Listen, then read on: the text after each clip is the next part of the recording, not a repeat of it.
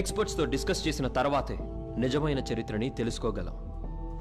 So మీ పని ఒట్టి మట్టిని తవ్వి రాళ్ళని బయటికి తీయడం మాత్రమే కాదు, కప్పబడిపోయిన మన నాగరికతని బయటికి తీయడం.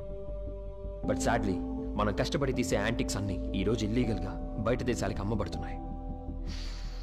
సో మీకు సొసైటీలో చాలా పెద్ద రెస్పాన్సిబిలిటీస్ ఉన్నాయి.